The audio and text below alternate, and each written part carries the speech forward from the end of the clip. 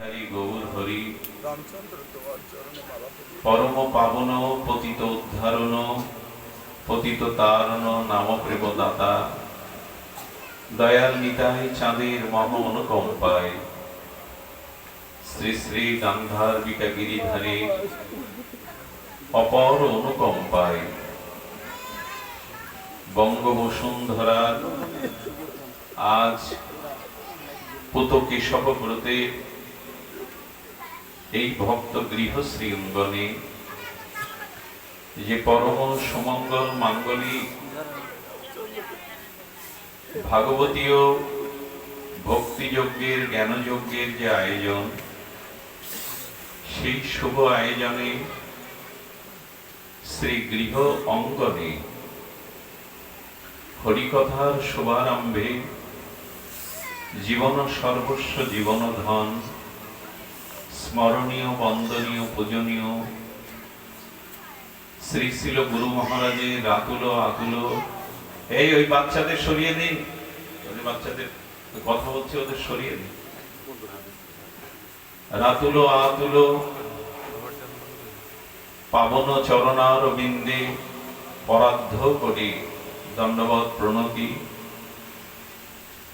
এবং মহাপ্রভুর ভগবানের প্রিয় অনুরাগী ভক্তগণ, শুদ্ধ সাধুগণ, সজ্জনগণ, মহতীগণ, শ্রদ্ধাশীলা ধর্মশীলা কল্যাণী মাতৃগণ, যারা এই তাপ দগ্ধতা উপেক্ষা করে হরিকথা শ্রবণ মানুষে এই ভাগবতী অনুষ্ঠানে শোভাগমন করেছেন, পদার্পণ করেছেন, আপনাদের সকল সুধী ভক্ত চরণে বন্দনা পূর্বক বারবার দণ্ডবৎ প্রণতি।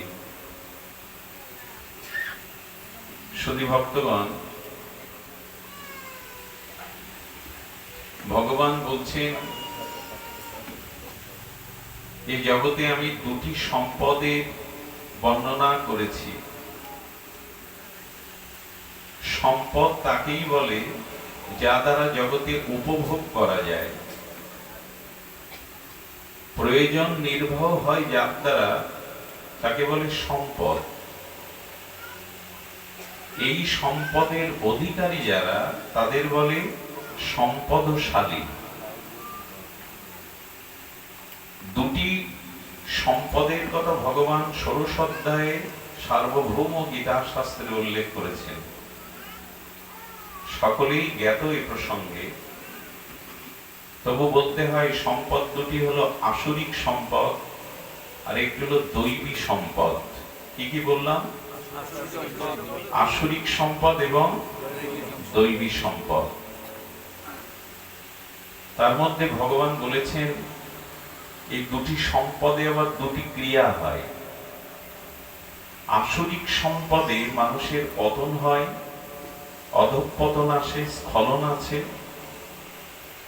আর দৈবী সম্পদ দ্বারা মানুষের কল্যাণ, মানুষের পরম ঐকান্তিক মঙ্গল হয়।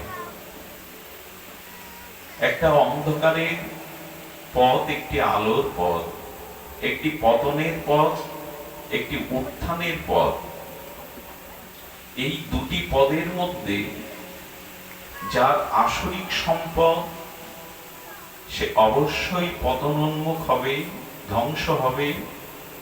সে রাবণের মতো মহা জ্ঞানী হলেও, তপস্বী হলেও, রাবণের মতো বীর বিক্রম হলেও, দুর্যোধনের মতো হলেও পতন তাদের হবেই, কারণ যারা আসরিক সম্পদের অধিকারী। আর বিদুরের মতো কাঙাল হলেও, তাদের জগতে পদ প্রতিষ্ঠা এগুলি না থাকলেও যাদের দৈবী সম্পদ আছে, তারা অবশ্যই নিজের আত্মকল্যাণ, নিজের উদ্ধার করতে পারবে।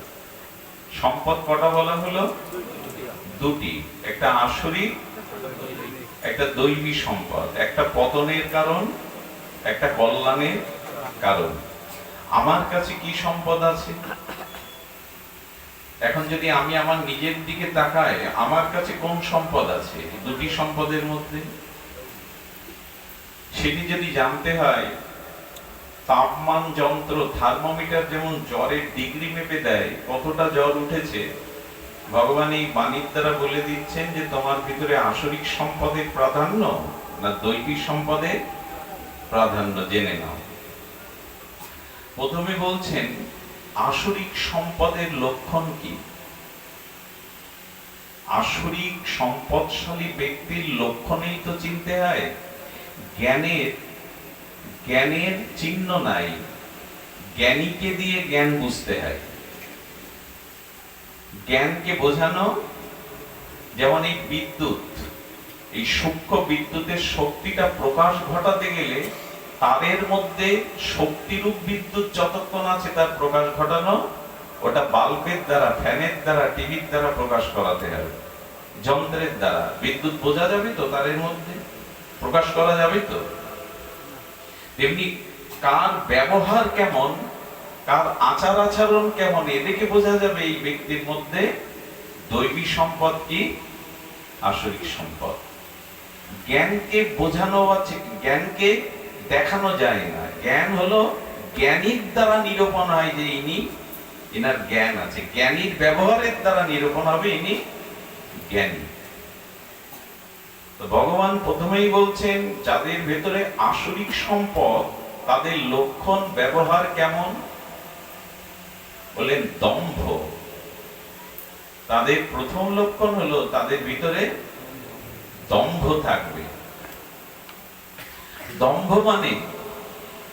দম্ভ মানে আমার ভেতরের স্বরূপ যেমন আমি বাইরে অন্যভাবে নিজেকে আরো বড় করে প্রকাশ করতে চাই। আমার ভেতরে যে ভাব আছে, যোগ্যতা আছে, আমি বাইরে যখন তার থেকে বেশি করে প্রকাশ করতে যাই তারই নাম হলো দম্ভ। দ্বিতীয় লক্ষণ হলো দর্প। দর্প মানে অহংকার, আমি করেছি, আমার দ্বারাই হয়েছে। এসব কিছুর মূলে আমি। কোন কাজে কর্তা এবং কর্তৃত্ব অভিমান, আমি করেছি, আমার দ্বারাই হয়েছে, এত লোককে খেতে দিয়েছি, এত লোককে নিমন্ত্রণ করেছি, এত লোক এসেছে, এই জাতীয় কোন কাজের যে অভিমান, দম্ভ, এটি হলো আসরিক সম্পদের দ্বিতীয় লক্ষণ। দ্বিতীয় হলো অভিমানশ্চ, অভিমান, অর্থাৎ তিনি যেখানে মালা পাবেন না, চন্দন পাবেন না, যশ খ্যাতি পাবেন না, নিজের কোনো ঢাকঢোল প্রচারের ব্যবস্থা নেই, সেখানে তার ভেতরে অভিমান আসবে।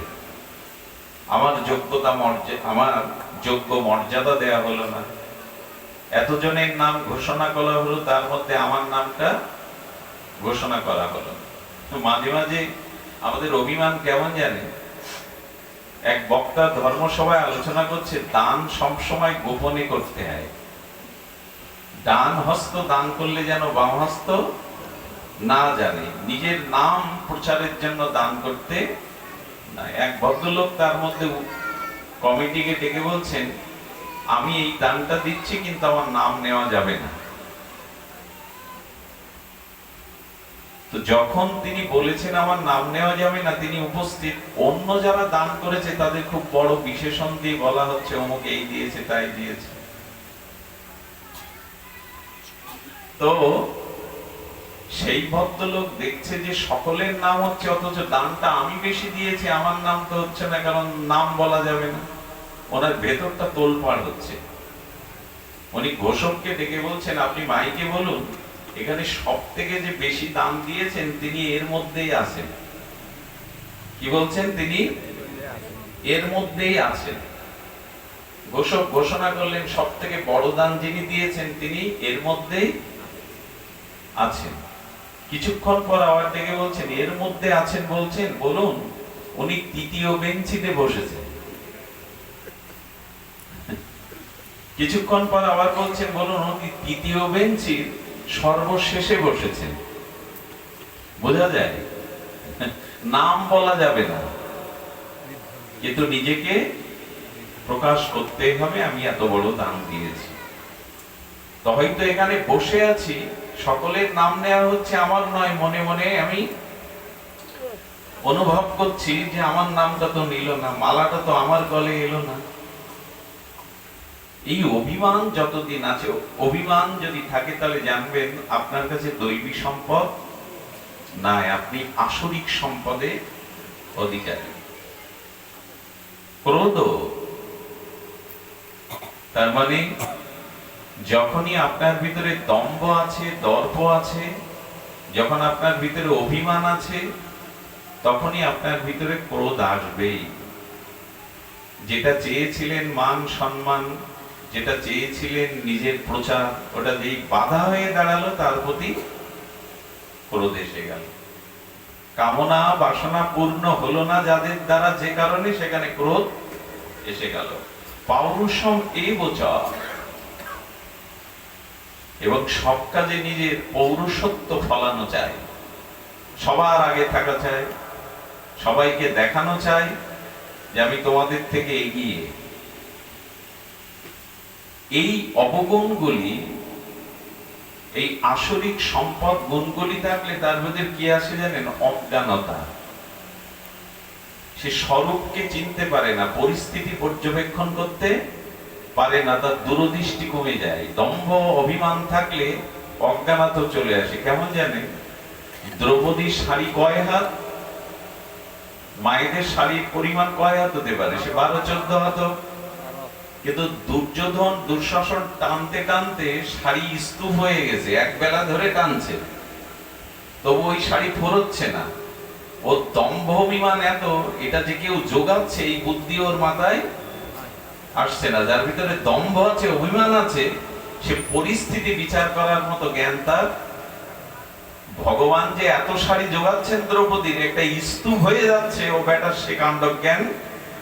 কারণ অভিমান আছে, দম্ভ আছে। যাদের দম্ভ অভিমান আছে তারা ভগবানের লীলাকেও পর্যন্ত বুঝতে সক্ষম নয়।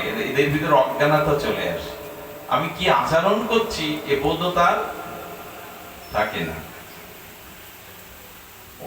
অজ্ঞানকে চ বলেছেন, বিশেষভাবে অজ্ঞান কাজ করে, অভিজাতস্য। তার ভিতরে এটা অভিজাত্য দেখা দেয়। আর কি হয়? এ পার্থ, এই অবগুণগুলি যার চরিত্রে কম বেশি দেখবে, সে হলো আসরিক সম্পদের অধিকারী। আর এরা নিজে যেমন পৃথিবীতে শান্তি পায় না, এরা অন্যকেও কখনো শান্তি দিতে পারে না। আমরা শুনলাম আসরিক সম্পদ। আরেকটি সম্পদের কথা বলতে হবে, সেটি হলো দৈবী সম্পদ। আসুন,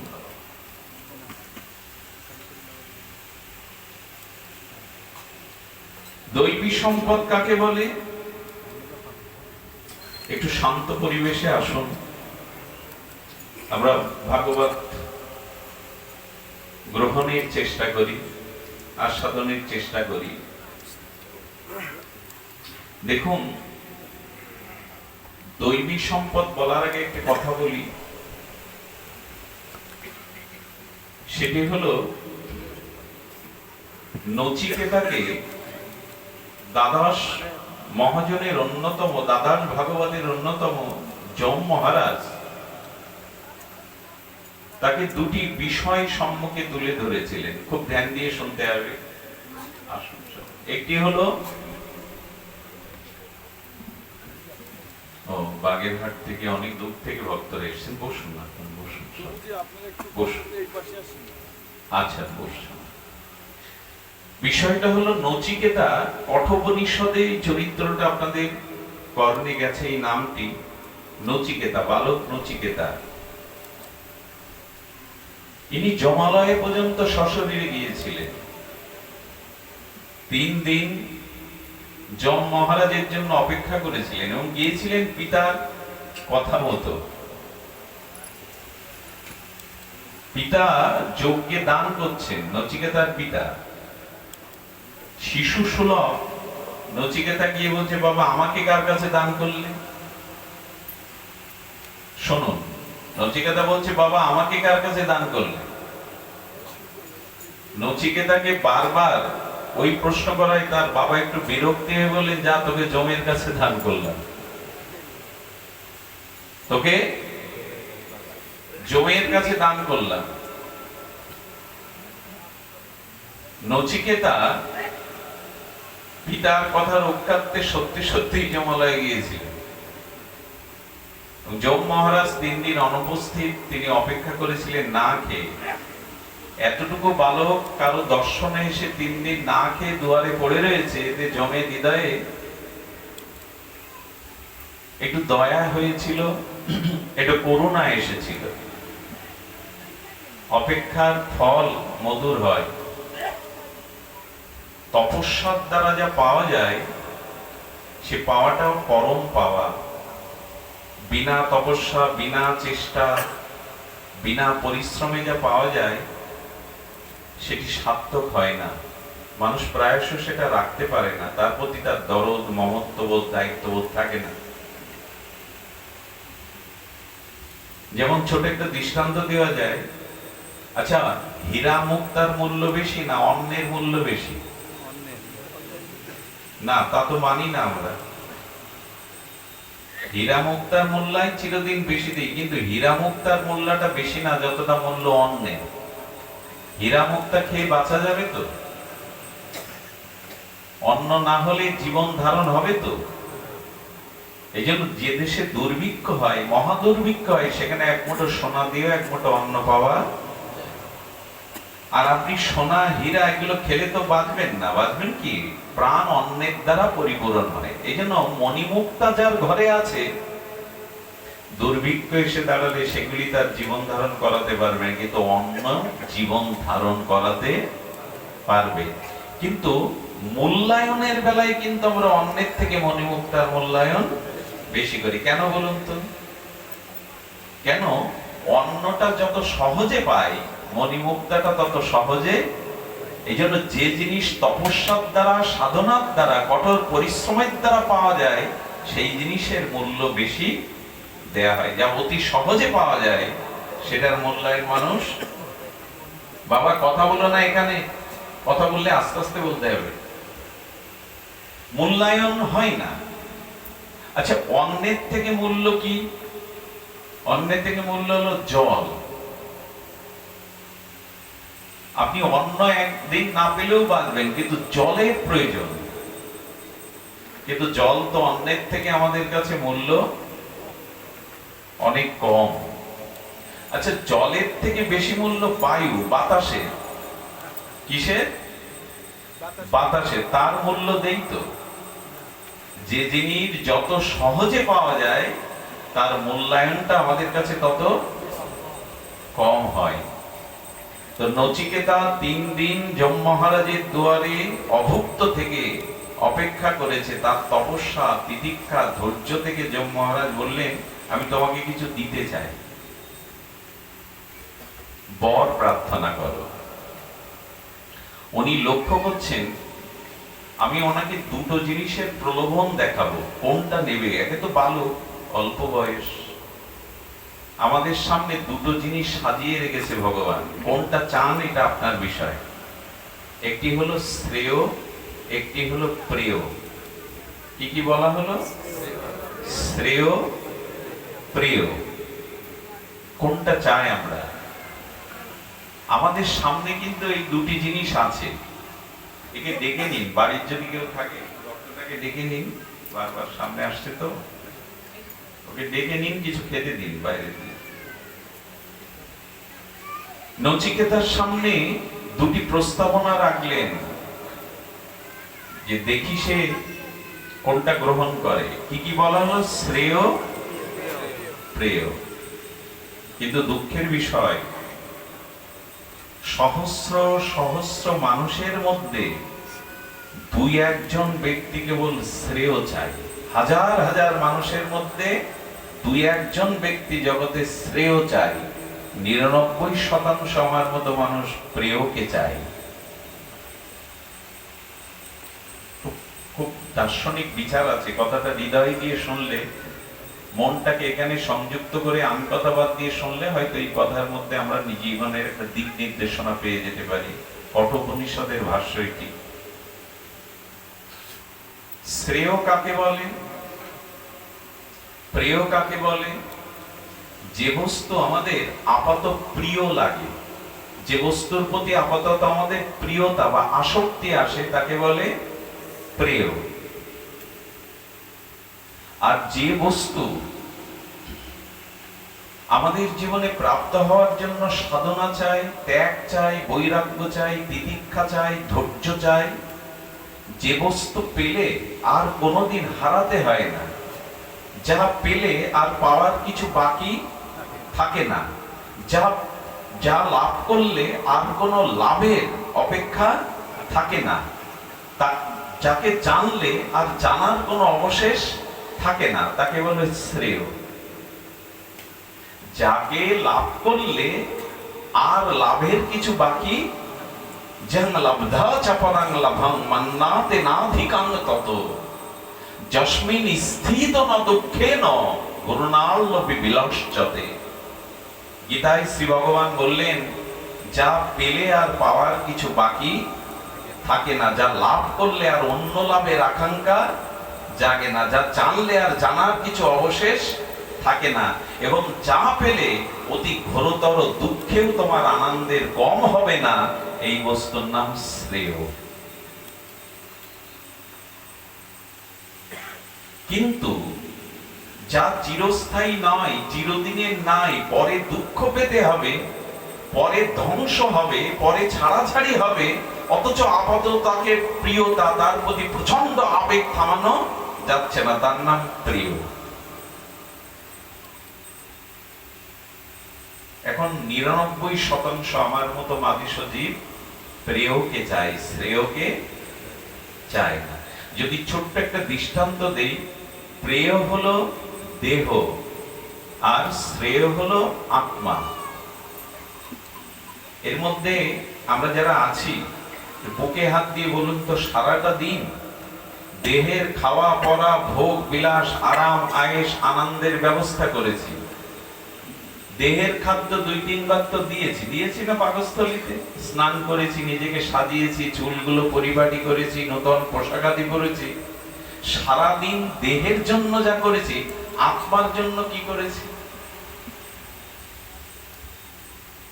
এই জন্য শ্রেয়র দিকে আমাদের দৃষ্টি প্রায়শ যায় না। যা পেলে আর পাওয়ার বাকি থাকে না, যা জানলে আর জানার অবশেষ থাকে না, সেগুলি আমরা জানতে বা লাভ করতে চাই না। প্রিয় হলো দেহ, রূপ, যৌবন, মায়া, মমতা, ভোগ, আসক্তি, এগুলি আমাদের ছোটকাল থেকে প্রিয়, মানে প্রিয় লাগে। রূপ, যৌবন, ভোগ, বিলাস, সম্পদ, মান, সম্মান। কিন্তু ভগবানকে বা আত্মাকে, যা অত্যন্তিক শ্রেয়, তাকে প্রিয় লাগে না। এই জন্য দেহের খাদ্য 3 বেলা দিয়ে যায়, অথচ আত্মার খাদ্য দেই না। দেহকে অলংকার, পোশাক আশাকে দিয়ে সাজায়, কিন্তু আত্মাকে সুন্দর করার চেষ্টা করি না। আচ্ছা, দেহ সাজাবার জন্য বাজার ঘাটে, শপিং মলে সব পাবেন, আত্মাকে সুন্দর করবার, সাজানোর কিছু পাওয়া যাবে বাজারে? এই জন্য শ্রেয়কে যা পেলে অতিতর দুঃখেও কেউ ভেঙে পড়ে না, ঘোরতর দুঃখেও যার আনন্দের কমতি হয় না, এই শ্রেয়কে আমরা প্রায়শ চাই না। চাই কোনটা? প্রিয়। স্ত্রী চাই, পুত্র চাই, ভোগ চাই, সম্মান চাই, মালা চন্দন চাই, এ জগতে প্রভুত্ব করতে চাই, লোকের উপরে খবরদারি করতে চাই। এই আপাত যা চিরদিন টিকবে না, রূপ চিরদিন থাকে, যৌবন চিরদিন থাকে, অর্থ চিরদিন থাকে, দেহ চিরদিন থাকে। যৌবন তো জরা ব্যাধিতে একসময় লালা পড়বে, বৃদ্ধ হয়ে গেলে থুতু ফেলতে গেলে বাইরে যাবে না, গায়ের উপরেই পড়বে, গায়ে স্বাভাবিক দুর্গন্ধ আসবে, প্রিয়জন কাছে যাবে না। এই আপাত কিছুদিনের ভোগ আসক্তির আপাত প্রিয় বস্তুকেই জীবনে চেয়ে গেলাম, কিন্তু চিরদিনের প্রিয় যে আত্মা ভগবান, তাকে শ্রেয় এবং প্রিয়। নচিকেতাকে এই জন্য বলছেন, আমি তোমাকে ত্রিভুবনে রাজা করে দেব, সম্পদশালী করে দেব, স্বর্গের ঐশ্বরী দেব। নচিকেতা চাই তোমার?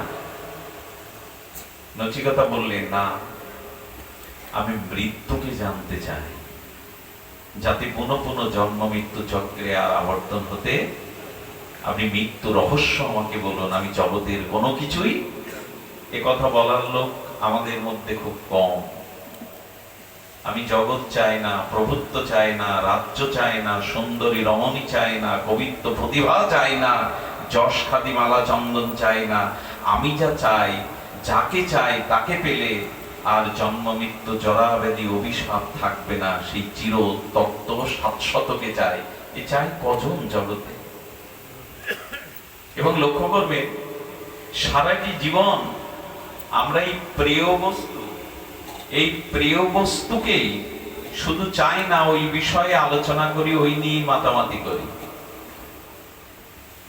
কথা কি বোঝা যায়?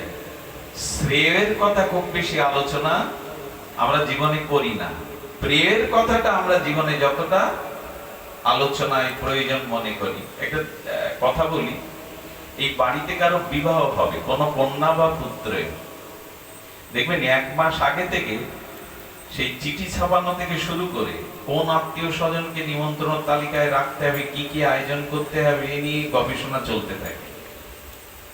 বিবাহ উৎসবে আত্মীয় স্বজন আলোর রোশনায় আমোদ প্রমোদ হলো, এরপরে আরো 1 সপ্তাহ চর্চা চলতে থাকে, কে এলো কে এলো না, কে কি দিল, কিভাবে কাজ সম্পন্ন হলো, কাজটা কিভাবে হলো।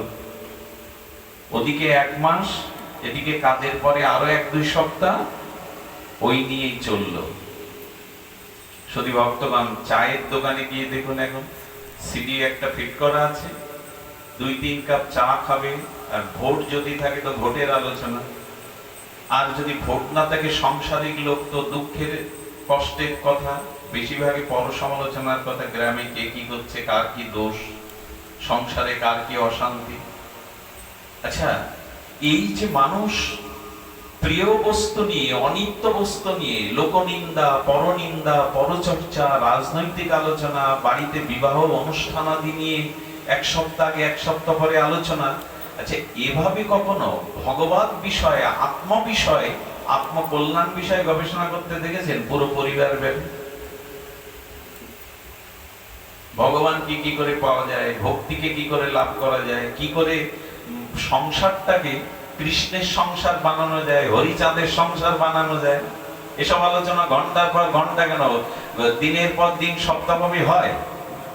কিন্তু বিয়ে হলো 1 মাস আগে, আরো 2 সপ্তাহ পর চলতে লাগলো চর্বিত চর্ম। তার মানে আমরা প্রিয় বস্তু নিয়ে যতটা ঘাটাঘাটি সমালোচনা করি, সংসারে পরনিন্দা, পরচর্চা, নিজের গুণকীর্তন, রাজনৈতিক নেতার গুণকীর্তন, ভোটের গুণকীর্তন, সংসারের গুণকীর্তন, আত্মা বা ভগবানের গুণকীর্তন, তার মানে আমাদের আলোচনার বিষয়বস্তু হলো প্রিয়, শ্রেয় না। কিন্তু পরনিন্দা করে, পরচর্চা করে, সাংসারিক কথা আলোচনা করে, রাজনৈতিক কথা আলোচনা করে আজকে পর্যন্ত কার প্রকৃত কল্যাণ হয়েছে, জন্ম মৃত্যু রোধ হয়েছে, অভিশাপ দূর হয়েছে, একবার আমার সামনে প্রমাণ দিন। কিন্তু যে আলোচনা করলে, যে কথা শুনলে মানুষ পবিত্র হয়, পাপ মুক্ত হয়, এই জন্ম মৃত্যু বন্ধন থেকে মুক্ত হয়, সেই শ্রেয় অর্থাৎ আত্মার আলোচনা, ভগবানের আলোচনা, শাস্ত্র আলোচনা, ওটা আমাদের কাছে প্রিয়। আমার কি মনে হয় জানেন, এই গ্রামে এরা ভাইরা যদি এখানে লাঠি নিয়ে মারামারি করে, বা এখানে যদি একটা বন্দুক নিয়ে 2 গ্রুপের মারামারি হয়, এর থেকে 10 গুণ বেশি লোক আসবে ঝগড়া দেখতে, মারামারি দেখতে। রাস্তার ফুটপাতে দাঁড়িয়ে সাপ খেলা দেখিয়ে, ব্যান্ড বাজিয়ে, গান বাজনা বাজিয়ে, কি মাজা ব্যথার ওষুধ, হাঁপানির ওষুধ, ওইখানে ঘন্টার পর ঘন্টা মানুষ দাঁড়িয়ে দেখে। কিন্তু যেখানে হরি কথা হয়, সেখানে খুব আগ্রহ নিয়ে অনেকেই আসে না। আসে তো দেখি বক্তা কিরকম, এর স্তর কতটুকু, এ কি বলে। উনি এসেছে, কিন্তু তার প্রতি শ্রদ্ধাবোধ, এ কোন স্তরের বক্তা, এ কোন কোন সম্প্রদায়ে, কি জাতীয় কথাবার্তা একটা মেপে আসে। পারলে 2-4টা প্রশ্নের যদি সময় থাকে, তাহলে খুব দ্রৌপদীর 5 স্বামী তো সতী হলো কেন, আমার জীবনে দুঃখ কেন, কি করে ভক্তি লাভ হবে, এইসব প্রশ্ন। দ্রৌপদীর 5 স্বামী তো সতী কেন, বেছে বেছে কবিগান থেকে ওই সব প্রশ্ন মুখস্থ করে সাধু ঠকাবার জন্য। দেবতারা এই কাজ করে কেন, তো আমরা করলে দোষ কি? বা প্রশ্ন আর নেই। কে আমি, আমার জীবনে দুঃখ কেন, কি করে জন্ম মৃত্যু থেকে মুক্তি পাবো, এসব প্রশ্ন না। দ্রৌপদীর 5 স্বামী তো সে সতী হয় কি করে? দেবরাজ ইন্দ্র এই কাজ করেছে, তো আমাদের দোষ কি? এই জন্য আমাদের বুদ্ধি শুদ্ধ নয়। গোবিন্দ বলেছেন, জপ তপ নাচানাচি গাওয়া গাবি তীর্থ পর্যটন যাই করো, যদি শ্রদ্ধা না থাকে ভস্যে ঘি ঢাকা ছাড়া তা কিছু নয়। যেটুকু যা করবে শ্রদ্ধার সহিত করো। শ্রদ্ধা মানে শাস্ত্র এবং সাধু বাক্যে সুদৃঢ় বিশ্বাস স্থাপন করা। শ্রদ্ধা না থেকে যদি অভিমান অহংকার, কতটা জলের মাছ, এইটা মাপতে এখানে আসি, এখানে যদি ব্রহ্মা নারদ এসে আপনাকে হরি কথা শোনায় না, কিছু পাবেন না। এখানে বিল্লমঙ্গলের মতো একটা ক্ষুদ্র কীট কেন, ব্রহ্মাকে বসিয়ে দিন, আর আপনার যদি শ্রদ্ধা না থাকে, আকাশ থেকে বৃষ্টি পড়ছে, আপনি পাত্র উপর করে পেতে রেখেছেন, 24 ঘন্টা না 72 ঘন্টা বৃষ্টি হলে ওর মধ্যে এক বিন্দু জল যাবে না, পাত্র তো উপর করে পাতা। শ্রদ্ধা চাই। কোন শাস্ত্র কোন মত বলেনি শ্রদ্ধার কথা? সামনে এসে বলুন যে আমি এই মতের, আমার মতে বলেনি যে শ্রদ্ধার দরকার নেই, সাধু সঙ্গের দরকার নেই। কোন মতের লোক যদি এটা উচ্চস্বরে বলতে পারেন, ভাগবত ছেড়ে দিয়ে আপনার বাড়ি বাথরুম পরিষ্কার করব, যে আমার শাস্ত্র আমার সম্প্রদায় বলেনি যে শ্রদ্ধার দরকার নেই, সাধু সঙ্গের দরকার নেই। কিন্তু আমরা আসি মাপতে, অনেকেই আসি শ্রদ্ধাহীন হয়ে, দেখছি কি হয়। এই জন্য এই রাজনৈতিক সামাজিক পরনিন্দা পরচর্চা দেহ গেহ এই আলোচনা করে কার কতটুকু লাভ হয়েছে পর্যন্ত, প্রেয়কে নিয়ে নাড়ানাড়ি করে কি লাভ হয়েছে। কিন্তু তৎ বিপরীতে কেউ যদি আত্মকথা, শাস্ত্র কথা, ভগবত কথা কেউ যদি আলোচনা করে, ফুলটাকে ধরে যত নাড়াবেন গন্ধটা তত বেশি বাতাসে ছড়িয়ে পড়বে। শ্রেয় কথা যত আলোচনা কীর্তন করবেন, তত আমাদের মধ্যে ঐকান্তিক মঙ্গল, কল্যাণ, শ্রদ্ধা, বিশ্বাস ভাব এগুলি আসবে। শ্রেয় কথা আলোচনা বলতে কি? শ্রেয় কথা হলো আত্মতত্ত্বের কথা, শ্রেয় হলো প্রেমময় ভগবানের লীলা কথা, শ্রেয় তত্ত্ব হলো আমাদের আত্মকল্যাণের প্রেম ভক্তি ভাব লাভের চেয়ে অসমাপ্ত মাধুর্যময় ঈশ্বরের নাম রূপ লীলা কথা, এগুলি শ্রেয়। কিন্তু সেই আলোচনা রবীন্দ্রনাথ বলেছিলেন, কবিগুরু লাইনটা বাঁধিয়ে রাখবার মতো। কবিগুরু বলছেন, তোমার কথা হেতা কেউ তো বলে না, করে শুধু কোলাহল।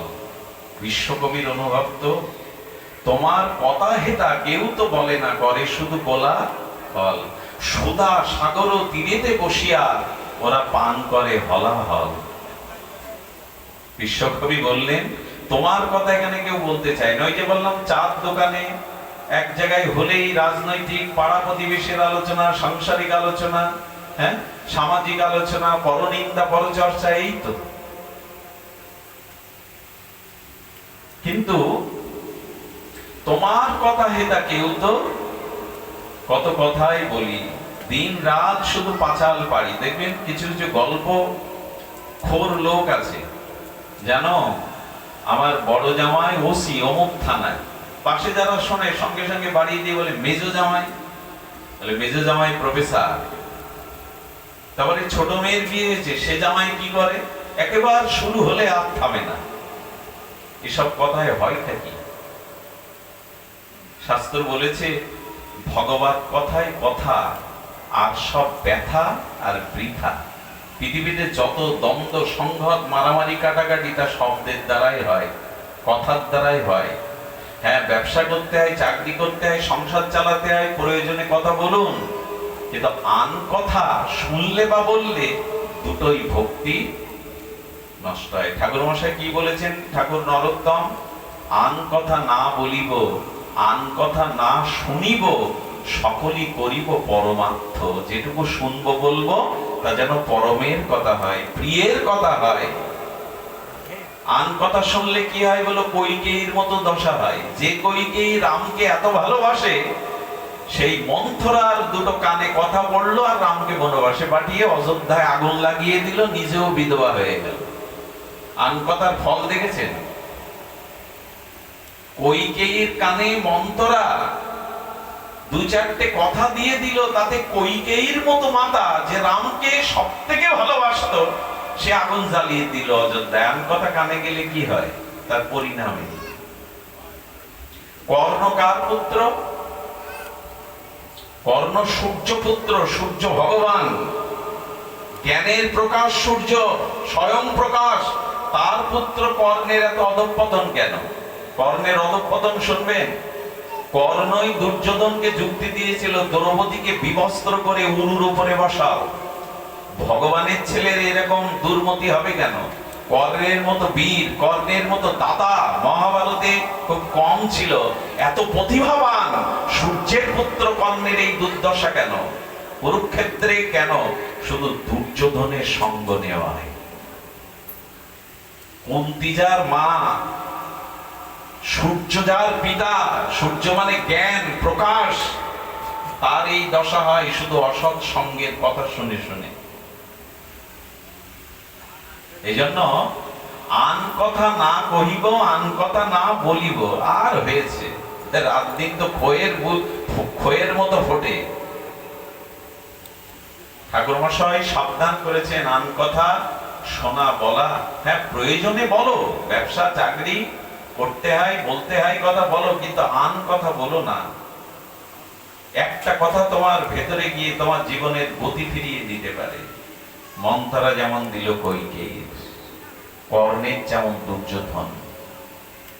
এদের অনেক প্রতিভা থাকতেও এরা জীবনে পরাজিত হয়েছে, এরা জীবনে বিপদগামী হয়েছে শুধু ওই আন কথা, আন সঙ্গের কারণে। এই জন্য শাস্ত্র বলছেন সকলই করিব পরমার্থ। এই পরমার্থের কথাই এটি শ্রেয় কথা। অর্জুনের মোহ দূর হয় ভগবান শ্রীকৃষ্ণের বাণীর দ্বারা, পরীক্ষিত মহারাজের অভিশাপও দূর হয়, মৃত্যু ভয়ও দূর হয় এই শ্রেয় রূপ ভগবানের ভাগবত কথা দ্বারা। এগুলো কার না জানা। আজ তারক গোসাই যে হরি লীলামৃত লিখে গেলেন, তার দ্বারাই তো মতুয়া ভক্ত কেন অনেকেই কল্যাণ প্রাপ্ত হচ্ছে। সেটি কি কোনো যাগযজ্ঞের দ্বারা হয়েছে, না বাণী উপদেশের দ্বারা হয়েছে, লীলার দ্বারা? যারা গুরুচাঁদ হরিচাঁদের আশ্রিত মতুয়া, তাদের জীবন দর্শন, জীবন দলিল তো তারক গোসাইয়ের লীলামৃত। সেটা তো কথাই, উপদেশই। শ্রেয় কথা শোনো, হরির কথা শোনো, কিন্তু সেদিকে আজ দৃষ্টি। ওই যে বললাম, ঝগড়া করলে যতটা লোক আসে লাঠি নিয়ে, হরিকথাতে অনেক গ্রাম আছে। আর হরিকথাতে যদি এমন এমন গ্রাম আছে, আমরা তো যাই সারা বাংলাদেশে বিভিন্ন জায়গায় যাই, দেখেছি যখন তিলক দেখে, পেছনে শিকা দেখে, কারো চুল লম্বা দেখে, এমন করে তাকায় মনে হয় এর এই গ্রহের লোক না, এরা অন্য গ্রহ থেকে আবিষ্কার হয়েছে। মাঝে মাঝে দেখে এর এই গ্রহের লোক না। এখন এরকম গ্রাম আছে, কিছু লোক আছে যারা দেখে বলে এরা এই গ্রহের বাসিন্দা না। এই যে যারা চুল রেখেছেন মতুয়াদের, বৈষ্ণবরা যারা শিকার রেখেছেন, মালা তিলক রেখেছেন, এগুলো সব বৈকুণ্ঠের চিহ্ন, জগতের চিহ্ন না। বিশ্বাস করুন আর নাই করুন, সেটা আপনার ব্যাপার, আপনার জন্য শ্রেয় থেমে থাকবে না। কিন্তু ভাগবতে বলেছে এই জাতীয় চিহ্নগুলো যাদের আছে, যমও তাদের ছোঁয়ার ক্ষমতা রাখে না। যমকেও নিষেধ করা আছে তাদের কাছে না যেতে। সোনার চেন ভালো লাগে গলায় দিতে, অথচ আপনি যে মতেই থাকুন, শিব মতে থাকলে রুদ্রাক্ষের মালা, বৈষ্ণব থাকলে তুলসীর মালা, মতুয়াদের কিসের মালা? মালা আছে তো একটা। সোনার চেন ভালো লাগে, অথচ নিজের সম্প্রদায়ের যে মালা নিতে বলেছে, চিহ্ন রাখতে বলেছে আমি হিন্দু, সে চিহ্ন ভালো লাগে। শুধু ভক্তগণ এই জন্য বললেন সমালোচনা না করে, অশ্রদ্ধাবান না হয়ে, একটু সরল হয়ে শ্রেয় কথা শোনো, ভগবানের নাম রূপ লীলা কথা শোনো। এর থেকে শ্রেয় আর জগতে কেমন শ্রেয় শুনবেন? আহা, শব্দটি ভাগবতে অদ্ভুতপূর্ব শব্দ।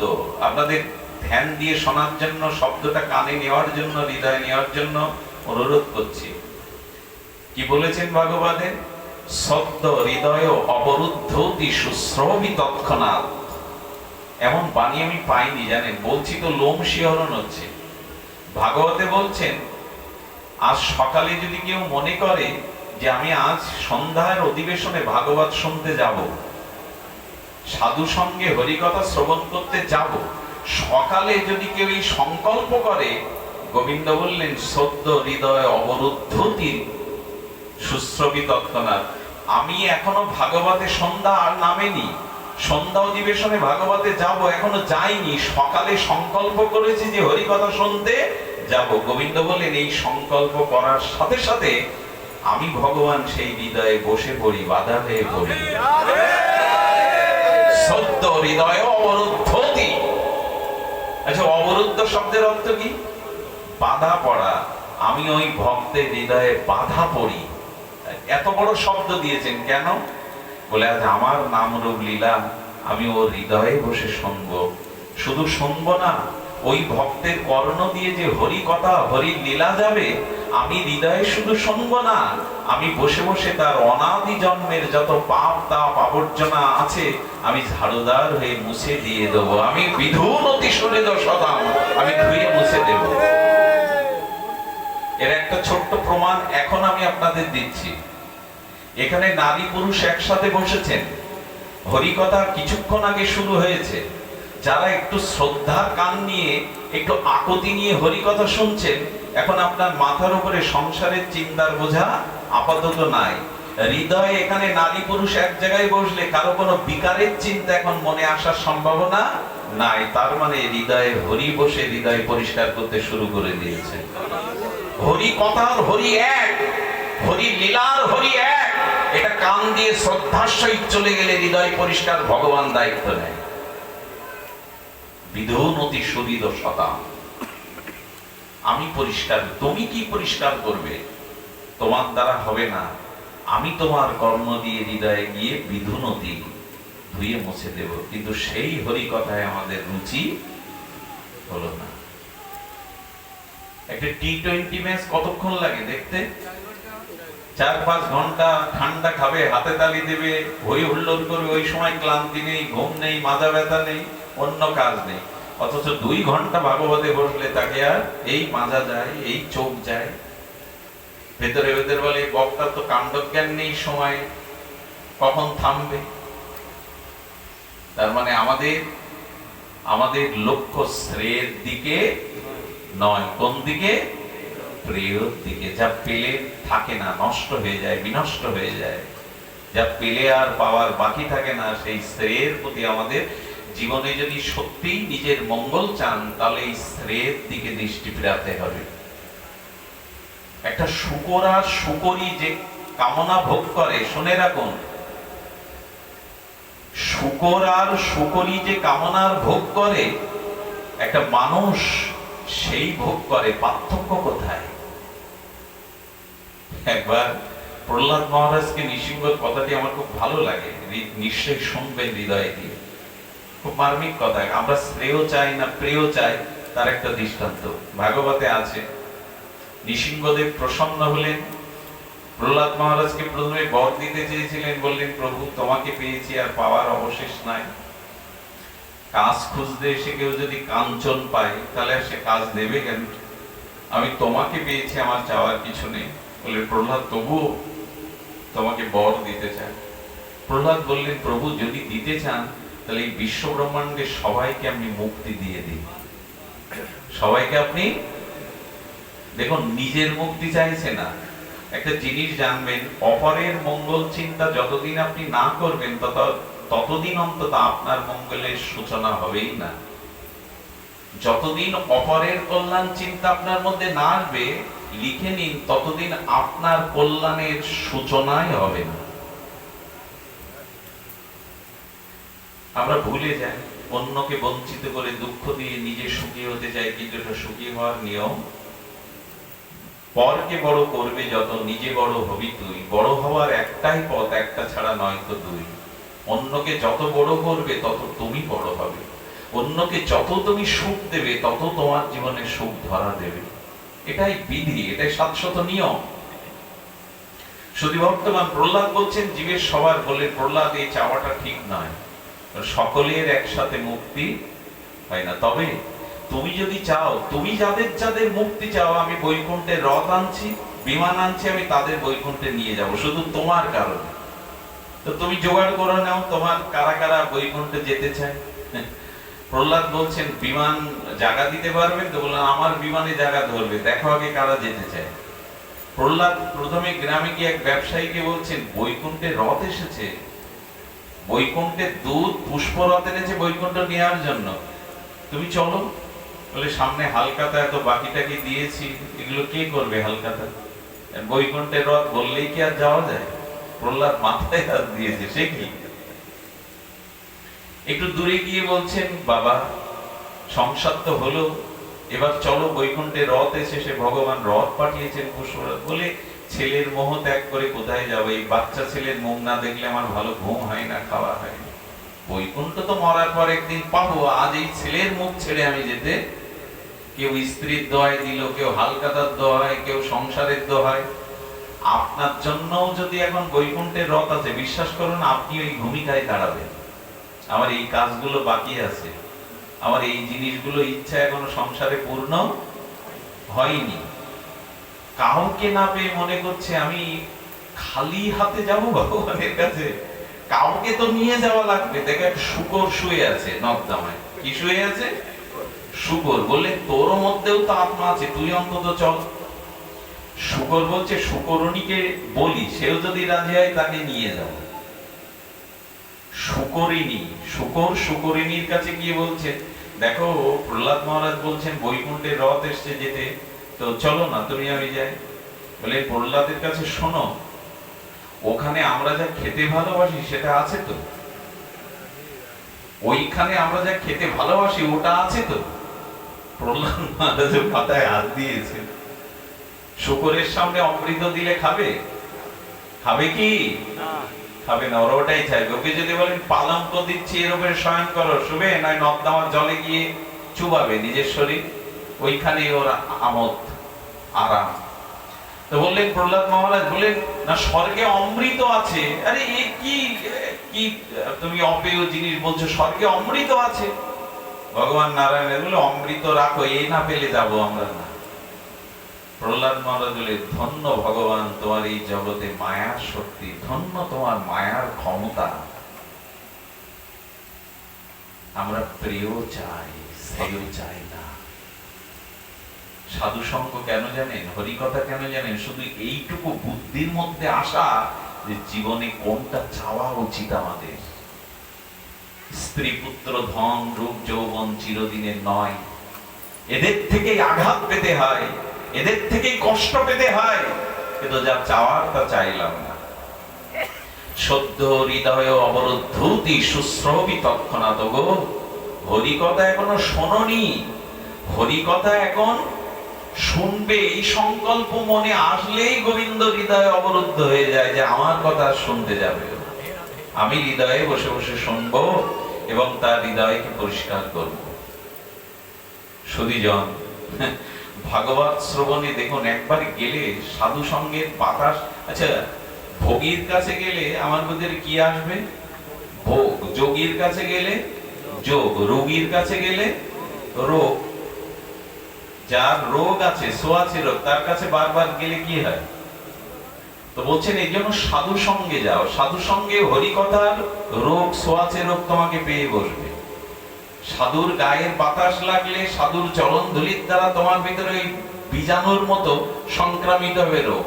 সাধু সঙ্গ হরিকথা শোনার রোগটা তোমার ভিতরে চলে যাবে। চলে যাও।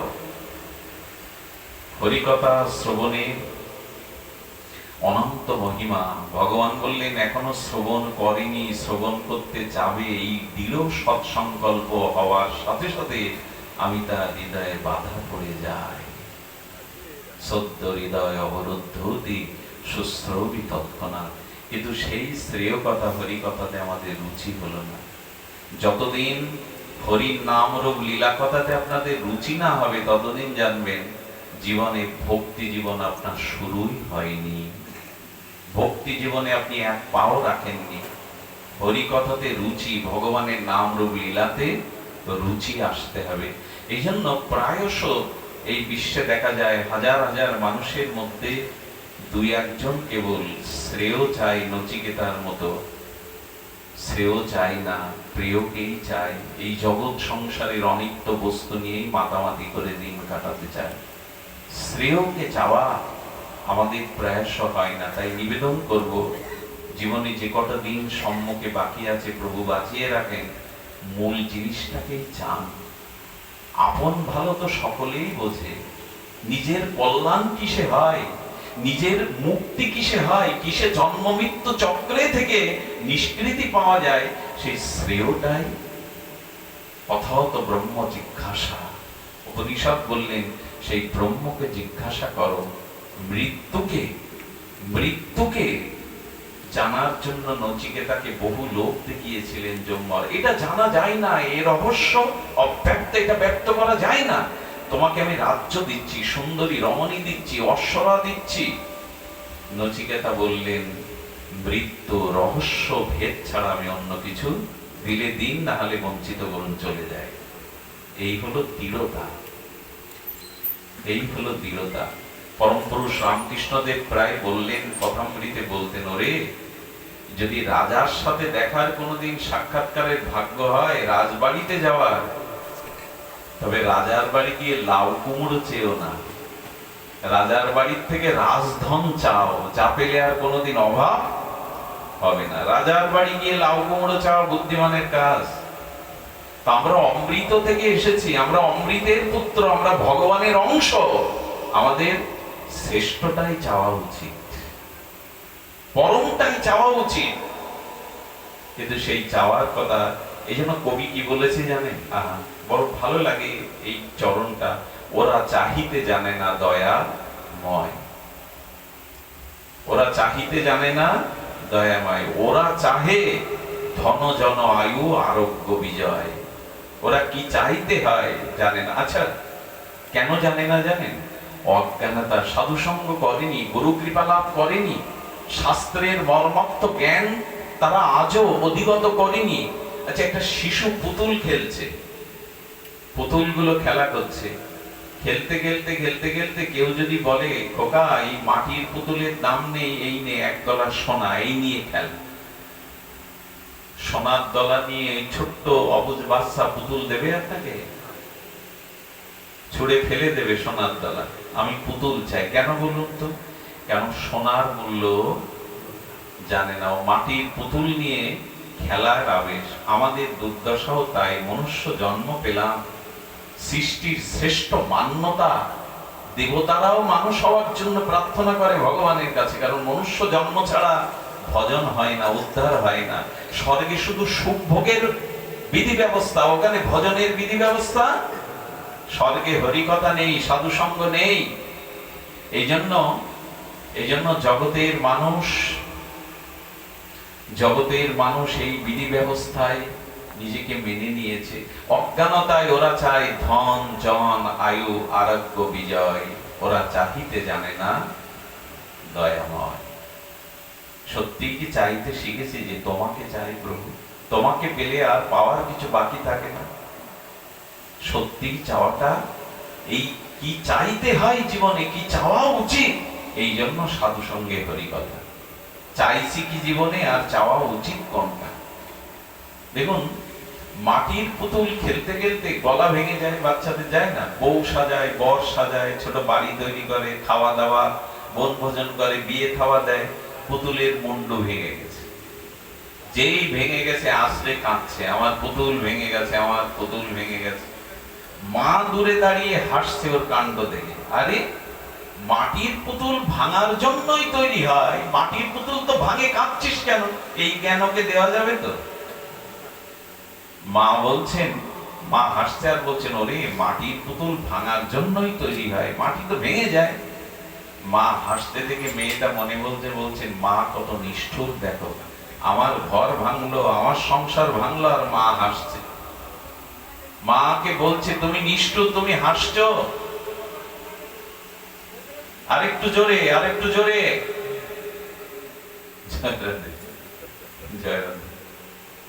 কি বলছেন? আস্তে কথা বলুন, আস্তে। কি বলছেন? বলছেন যে কোথায় যেন মাটির পুতুল ভাঙার জন্য তৈরি হয়। মাকে বলছে তুমি নিষ্ঠুরা, তুমি আমার ঘর ভাঙলো, তুমি হাসছো। মা তখন বলছেন খুকি, যেদিন তুই আমার ভূমিকায় দাঁড়াবি সেদিনও তুই এই দৃশ্য থেকে হাসবি। যেদিন তুই মা হবি, তোর সন্তান খেলতে গিয়ে পুতুল ভাঙবে, সেদিন তুই হাসবি। হাসবে কিনা? আসলে ওই জ্ঞান এখনো হয়নি। কি চাওয়া উচিত? আমি একটু আগে জোরে কথা বলতে নিষেধ করলাম, তার কারণ আছে। 4টি জায়গায় যদি আপনি বিঘ্ন ঘটান, আপনাকে মহা পাপ নিতে হবে। ওনাকে দিয়েই আমাদের কল্যাণ হচ্ছে, কারণ কথাটা ওনার কারণেই প্রকাশ হচ্ছে। ওনাকে ধন্যবাদ দিই, ওনার কারণে কথাটা প্রকাশ হচ্ছে। 4টে জায়গা খুব মনে রাখুন। প্রথমত, স্বামী স্ত্রীর দাম্পত্য জীবনের মধ্যে তৃতীয় ব্যক্তি প্রবেশ করে যখন ওই স্বামী স্ত্রীর ভিতরে দ্বন্দ্ব সৃষ্টি করে, এই ব্যক্তিকে মহাপাপ নিতে হবে। মায়ের কোল থেকে যখন সন্তানকে আলাদা করে দেয় কেউ ষড়যন্ত্র করে, তাকে মহাপাপ নিতে হবে। প্রিয়জন যদি এসে ঘুমায়, খুব ক্লান্ত শ্রান্ত হয়ে পরিশ্রান্ত হয়ে সে কেবল গভীর ঘুমে ঘুমিয়েছে, ঘুমটা পূরণ হয়নি, বিশেষ কোনো মারাত্মক কারণ ছাড়া ওই সুখের ঘুম যে ভেঙে দেয়, তাকেও পাপ নিতে হয়। এই জন্য খুব প্রিয়জন ক্লান্ত হয়ে ঘুমিয়ে পড়লে বিশেষ কারণ ছাড়া তাকে ডাকতে নেই। আর যেখানে সাধু সঙ্গে হরিকথা হয়, ওখানে যদি আমার চাউনি, আমার অঙ্গভূমিকা, আমার উচ্চেশ্বরে আন কথার দ্বারা ভাগবত ভক্তের মনে ব্যথা লাগে, ভাগবত বিঘ্ন হয়, সেখানেও পাপ নিতে হয়। এই 4টি জায়গায় খুব সতর্ক হতে বলেছেন পুরাণ। সে ভালো লাগছে না, ঠিক আছে, শোনার রুচি নেই, ঠিক আছে, কিন্তু যদি থাকতে হবে। আচ্ছা, 2 জন কথা বললে তাকে কি বলে? ঝগড়া। আলোচনা 2 জন বলেন, আলোচনা 1 জন বলে। যদি কেউ প্রশ্নও করে, তা একসাথে করে কি প্রশ্ন উত্তর? 1 জন কথা বলবে, তার নাম আলোচনা। যদি 2-3 জন একসাথে কথা বলতে পারলে, তাকে কি বলা হয়? ঝগড়া। ভাগবত না। এই জন্য কয়েকটা জায়গায় সতর্ক থাকতে হয়। যদি কিছু জিজ্ঞাসা থাকে, সেটা লিখিত ভাবে বা পাঠকের অনুমতিক্রমে পাঠের শেষের অংশে আমার একটা জিজ্ঞাসা আছে, তখনই বলতে হবে। তো আমি যেটা বলছিলাম, মাটির পুতুল ভেঙে গেলে মা হাসে না, তেমন এই সংসারে যা কিছু আমরা খেলছি ভেঙে যাবে। এই জন্য আচার্যরা, গুরুদেব এসে হাসে, তোরা যা খেলছিস এগুলো ভাঙা নিয়ে খেলা, এগুলো মাটি নিয়ে খেলা, এটা আমাদেরও তো মুন্ড ভাঙবে। কেমন জানেন?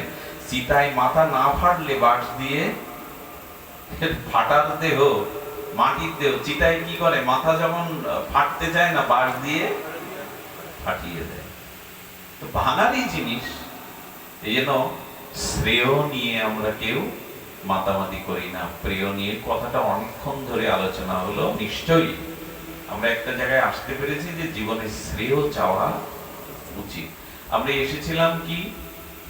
দৈবী সম্পদ, আসরিক সম্পদ। আমরা আসরিক সম্পদের কথা বলেছি। দম্ভ, দর্প, অভিমান, ক্রোধ, পৌরুষ্য, অজ্ঞানতা, অভিজাতস্য, এগুলি হলো আসরিক সম্পদ। এবার দৈবী সম্পদের কথা আমরা কিঞ্চিত বলি, একটু একটু ধ্যান দিয়ে শুনতে হবে। দৈবী সম্পদ হলো তেজ, ক্ষমা, ধৃতি, আদ্র, নাতিমানিতা। 6টাকে দৈবী সম্পদ বলা হয়েছে। কয়টা? 6টা। একটু ধ্যান দিয়ে শুনুন। তেজ, ক্ষমা, ধৃতি, আদ্র, নাতিমানিতা। প্রথমে বলা হয়েছে তেজ। তেজ মানে কি? আগুনের তেজ। যার ভিতরে দৈবী সম্পদ আছে, তার ভিতরে একটা তেজ থাকবে। তেজ মানে কি? ক্রোধ।